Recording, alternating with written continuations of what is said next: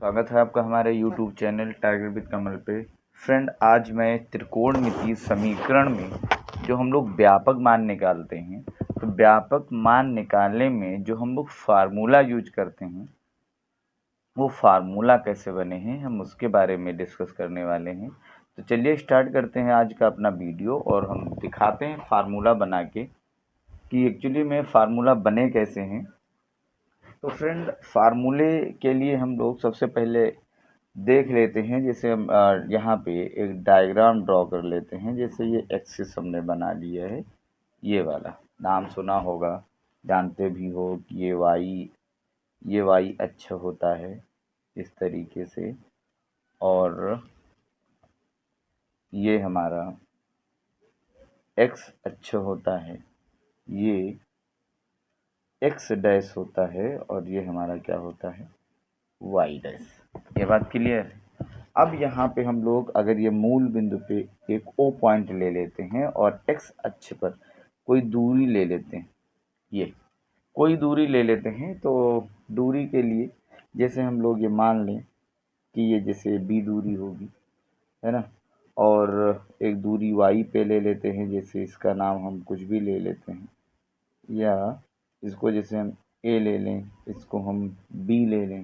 तो इस तरीके से अगर ये दूरी तक लें, इसको हम लोग यहाँ से यहाँ तक मिला दें, तो ये जो निर्देशांक बनने वाले हैं वो ए कॉमा बी बनने वाले हैं। इस तरीके से ये ए कॉमा बी बन जाएंगे। इसका मतलब ये दूरी ए है, ये दूरी बी है, तो ये भी दूरी फ्रेंड क्या होगी, बी होगी। इस तरीके से इसको मिला दें तो ये हमारा जो बनेगा, इसको हम मान सकते हैं कि ये थीटा कोण बन रहा है। तो फ्रेंड, इस थीटा कोण के लिए हम लोग इसको ले लेते हैं। तो यहाँ पर सबसे पहले हम लोग देखते हैं कि साइन थीटा की बात करेंगे। तो जैसे हम लोग साइन थीटा की बात करें, तो साइन थीटा सबसे पहले तो आप ये देख लो कि साइन थीटा जो इसकी सबसे लोएस्ट वैल्यू होती है, सबसे कम मान जो होता है, तो फ्रेंड साइन 0 डिग्री का होता है। क्योंकि साइन 0 डिग्री पे साइन 0 का जो मान होता है, यहाँ पे लिखते हैं साइन 0 का जो मान होता है वो फ्रेंड 0 होता है। तो सबसे पहले हमारा जो मान होता है, हम ये देख लें कि सबसे कम मान किस एंगल पे होता है। तो फ्रेंड, सबसे लोएस्ट मान जो होता है साइन 0 का, वो किस पे होता है, साइन 0 डिग्री का जो मान होता है वो 0 ही होता है, ये सबसे कम है। तो हमें पता है कि अगर हम लोग लिख लें यहाँ पे sine theta is equal to, अगर 0 पे हमें दिखाना हो तो इसका हमारा व्यापक मान क्या आएगा।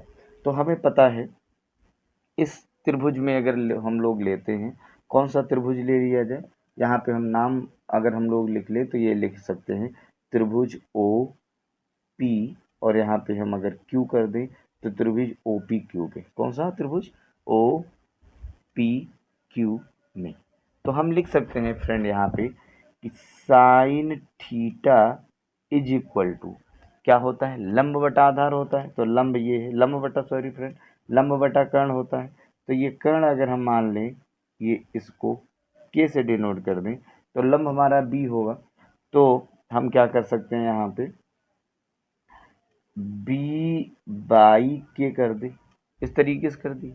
आपको पता है कि लेना हमें ये है, तो sine theta is equal to 0 हमने लिया है, इसका मतलब ये क्या होगा, 0 is equal to B by के होगा।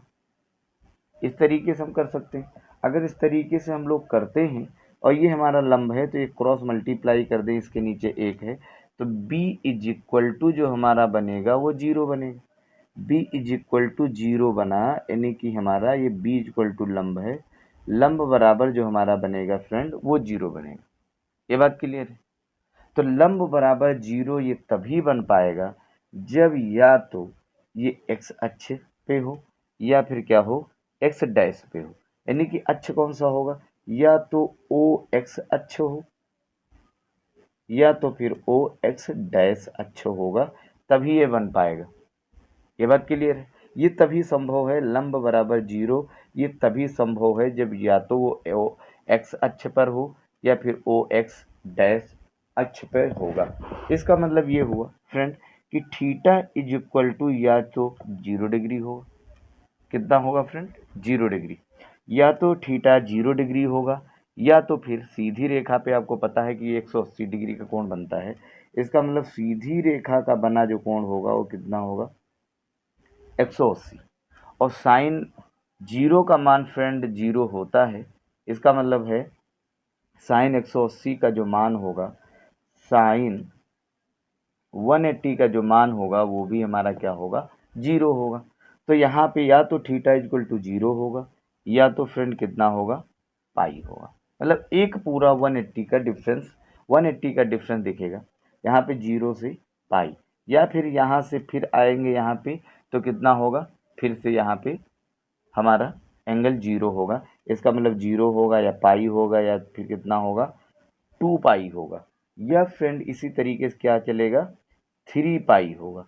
तो ये इसी तरीके से चलता जाएगा, चाहे माइनस पाई की बात करें, चाहे हम -2 पाई की बात करें, चाहे हम -3 पाई की बात करें, ये ऐसे ही ये चलता जाएगा। तो फ्रेंड अगर हम लोग एक लैंग्वेज में इसको लिखना चाहें तो हम ये लिख सकते हैं theta is equal to n pi. ये हम लिख सकते हैं क्योंकि n की वैल्यू 0, 1, 2, 3 इस तरीके से हम लिख सकते हैं। फ्रेंड अगर हम n इक्वल टू 0 यहाँ पे रखेंगे तो 0 का गुणा पाई से होगा तो 0 हो जाएगा।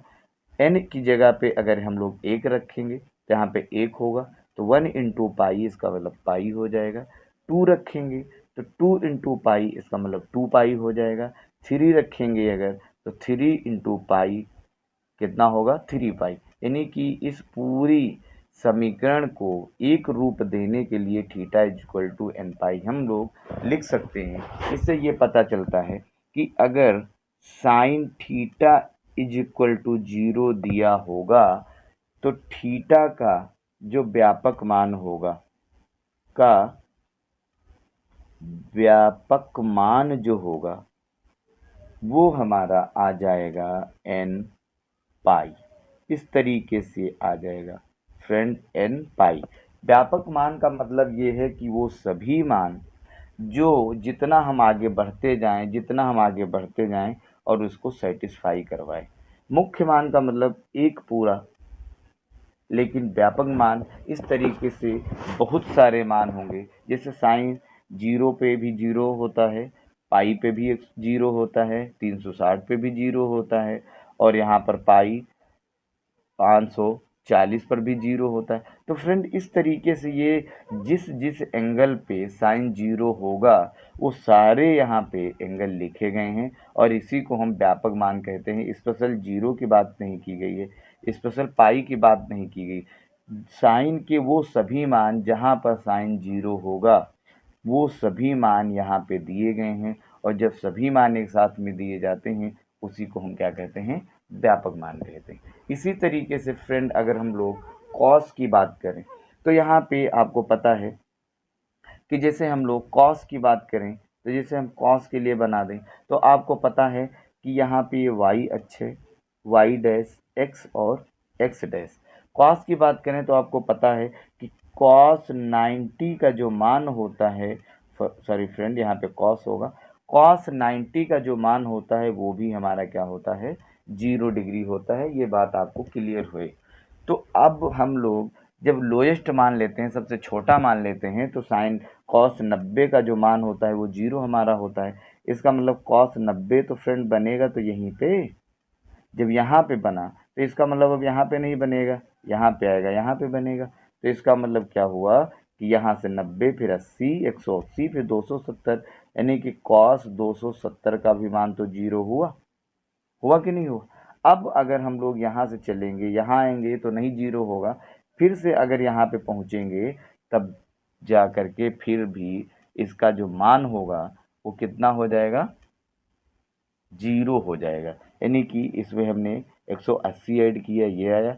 अगर इसमें हम फिर से 180 ऐड कर दें इस कॉस में, इस 270 में, तो 0 आएगा, ये 5 आएगा और ये 4, यानी कि 450 पे जो आएगा वो भी हमारा 0 आएगा।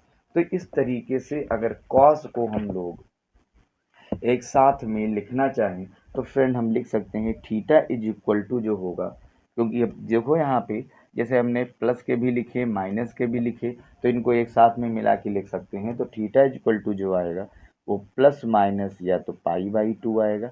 90 का मतलब फ्रेंड होता ही है पाई बाई 2, या तो फिर हमारा जो आएगा प्लस माइनस हमारा आएगा 3 पाई बाई 2, यानी कि फ्रेंड इसको हम लिख सकते हैं 3 पाई बाई 2। जैसे 270 इसको रेडियन में कन्वर्ट करेंगे तो पाई बाई फ्रेंड आएगा तो 180, क्योंकि रेडियन में डिग्री कन्वर्ट किया जाता है तो पाई बटा 180 से गुणा किया जाता है। ये 0 0 हो गया, 9 दूना 18, 9 त्रिक 27, और फ्रेंड कितना आया 3 पाई बाई 2 ही तो आया। यही तो मैंने लिखा है यहाँ पे, क्लियर हो रहा होगा। इसी तरीके से अगर और आगे हम बढ़ें तो हमारा आएगा प्लस माइनस 5 पाई बाई 2, यानी कि फ्रेंड ये। और इस तरीके से हमारे बहुत सारे मान आते जाएंगे कॉस के। तो अगर हम लोग इसको हम आगे बढ़ा के लिखें, एक साथ में लिखना चाहें, तो friend theta is equal to एक साथ में हम लिखना चाहेंगे तो हम लिख सकते हैं 2n प्लस 1 पाई बाई 2, ये हमने लिख दिया। अब फ्रेंड आपको पता चल रहा होगा कि हमने क्या लिखा है। देखिए यहाँ पे n is equal to 0 1 2 3 dot dot ऐसे ले सकते हैं, वो भी हमारा प्लस माइनस का। अब देखिए जरा यहाँ पे ये 0 रखो, जैसे 0 is equal two plus minus 1 plus minus 2 plus minus 3, ऐसे हम डॉट डॉट ले सकते। अब जैसे आप 0 रखो यहाँ पे n की जगह पे क्या रखो 0, तो ये 0 होगा तो 1 का गुणा पाई से होगा तो पाई बाई 2 ही तो आएगा, सिंपल सी बात है। और अगर हम लोग 1 रखेंगे यहाँ पे तो कितना हो जाएगा फ्रेंड, यहाँ पे 1 होगा, 3 2 और 1 3 होगा, और 3 में पाई से गुणा करेंगे तो 3 पाई बाई 2 हुआ। तो इस तरीके से ये हमारी कॉस की जो व्यापक मान निकलेगा, और ये फ्रेंड जो निकलेगा वो cos theta is equal to जो हमारा निकलेगा वो निकलेगा सिर्फ और सिर्फ 0 डिग्री के लिए, यानी कि cos theta is equal to 0 अगर होगा तो हम लिख सकते हैं इसका जो व्यापक मान होगा, यहाँ पे लिख सकते हैं थीटा का व्यापक मान is equal to 2n plus 1 pi by 2। तो इस तरीके से जो होगा वो हमारा कॉस 0 का मान निकल जाएगा, और ये जो हमने निकाला है ये साइन 0 का मान निकाला है। तो फ्रेंड यहाँ तक आपको क्लियर हुआ होगा कि हमने क्या किया है। इसी तरीके से जैसे हमने कॉस का निकाला है, यहाँ पे साइन का निकाला है, इसी तरीके से अगर हम लोग टैन का निकालें तो टैन के बारे में हम कह सकते हैं कि फ्रेंड जैसे टैन होता है, टैन 0 जो होता है वो सिर्फ और सिर्फ 0 पे होता है। तो जैसे हम लोग लिखेंगे tan theta is equal to 0, और आपको पता है कि टैन अगर टैन 0 की बात करोगे तो 0 होगा। जैसे यहाँ पे टैन 0 होगा, फिर यहाँ पे आएंगे आप तो कितना होगा टैन 180 पर भी ये 0 होता है। ये सेम साइन जैसा चलता है। तो फ्रेंड इसके लिए हम लोग अगर लिखना चाहें तो लिख सकते हैं थीटा इज इक्वल टू या तो 0 होगा, या तो पाई होगा, या तो 2 पाई होगा, या तो कितना होगा फ्रेंड 3 पाई होगा। इस तरीके से लिख सकते हैं। तो इसका मतलब हुआ अगर इसको हम एक साथ में लिखना चाहें तो इसको सिर्फ और सिर्फ लिख सकते हैं n पाई, इस तरीके से लिख सकते हैं। और जहाँ पे पर n is equal to 0 1 2 dot dot इस तरीके से इसके मान होंगे। तो इस तरीके से हम लिख सकते हैं tan theta is equal to 0 जो होगा तो हम लिख सकते हैं थीटा का व्यापक मान जो होगा टैन 0 के लिए वो हमारा हो जाएगा सिर्फ और सिर्फ n पाई।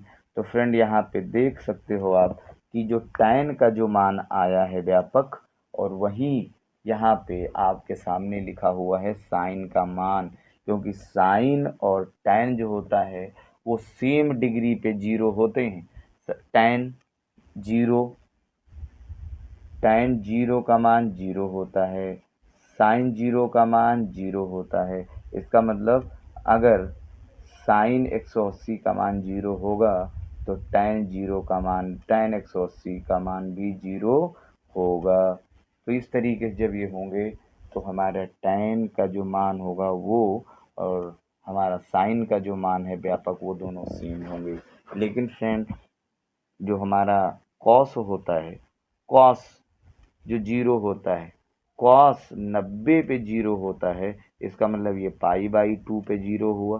तो इसमें फिर से हम लोग आगे बढ़ाएंगे तो 180 का डिफरेंस पड़ेगा, यानी कि 270 होगा, तब जाके जीरो होगा। और इसलिए फ्रेंड ये पाई/2 3 पाई/2 चलता है और इसलिए इसका व्यापक मान ये निकलता है और साइन और tan के व्यापक मान सेम होते हैं। तो इस तरीके से हम लोग साइन जीरो, कॉस जीरो और tan जीरो के मान आराम से हम व्यापक मान निकाल सकते हैं। और इसके बाद हम अपने अगले वीडियो में साइन का जो मुख्य मान व्यापक मान होगा वो दूसरा फार्मूला जो होता है हमारा, हम यहाँ पे लिख देते हैं फ्रेंड, आपको ध्यान होगा n पाई प्लस माइनस 1 की पावर n अल्फ़ा जो होता है ये कैसे होता है। तो ये हम वीडियो ये जो टॉपिक है वो हमारा अगले वीडियो में आएगा। तो इसके लिए आपको हमारा अगला वीडियो देखना पड़ेगा। Thank you.